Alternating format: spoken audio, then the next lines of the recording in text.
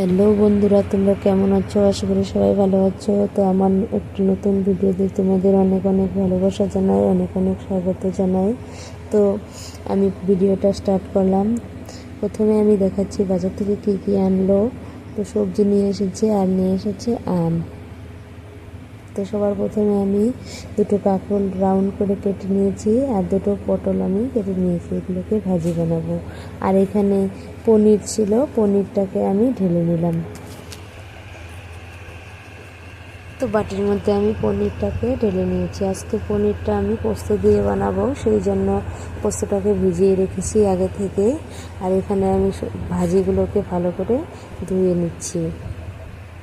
তো ধোয়া হয়ে গেলে আমি একটা কড়াই বসিয়ে দিলাম আর কড়াইতে আমি কিছুটা তেল দিয়ে দিয়েছি। তেলটা গরম হয়ে গেলে আমি ভাজিগুলোর মধ্যে নুন হলুদ মাখিয়ে দিয়ে দেব। তো তেল গরম হয়ে গেছে, প্রথমে আমি পটলগুলোকে দিয়ে দিলাম। একটু ভালো করে ভাজা ভাজা হয়ে যাওয়ার পর আমি সাইড থেকে কাঁকরোলগুলোও দিয়ে দিয়েছি। তো দু পিস লাল লাল করে ভাজা হয়ে গেছে, এখন আমি নামিয়ে নিলাম। আর এদিকে আমি পোস্তটাকে বেটে নিচ্ছি। তো পোস্তর মধ্যে আমি কিছুটা কাঁচা লঙ্কা অ্যাড করে দিলাম।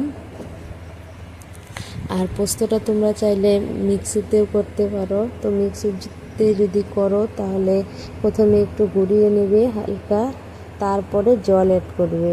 শুকনো খোলায় গুঁড়িয়ে নেওয়ার পরে জল অ্যাড করবে। তো দেখো শিলে বাটার পর কি সুন্দর হয়েছে, পোস্তটা একদম মিহি হয়েছে। তো এখানে আমি কড়াই বসিয়ে দিয়েছি আর কড়াইতে তেল দিয়ে দিয়েছি। তেলটা গরম হয়ে আসলে আমি পনিরগুলোকে হালকা ভেজে নামিয়ে নেব।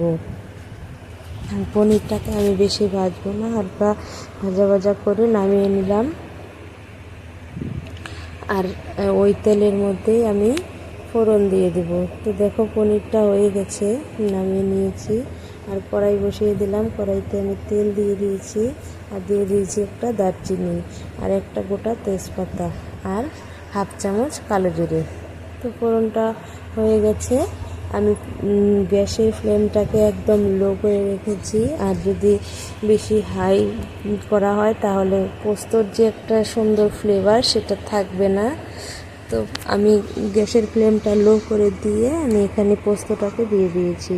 তো পোস্তটাকে ভালো করে ভাজা ভাজা করার পর আমি হাফ চামচ নুন দিয়ে দিলাম আর কিছুটা হলুদ গুঁড়ো আমি অ্যাড করে দিয়েছি। তো তেল ছেড়ে আসলে আমি এক বাটির মতো এখানে জল দিয়ে দিলাম।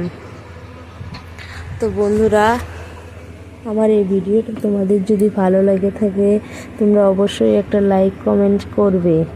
আর এখানে দেখো জলটা ফুটে এসেছে, আমি এখন উপর থেকে পনিরগুলোকে দিয়ে দেব। তো পনিরগুলোকে দিয়ে দেওয়ার পর আমি বেশিক্ষণ রাখবো না, নামিয়ে দেব। ঝোলটা ফুটে এসেছে।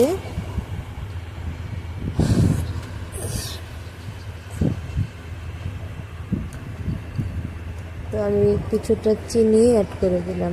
তো সেটা স্বাদ মতো, তোমরা চাইলে দিতেও পারো নাও দিতে পারো।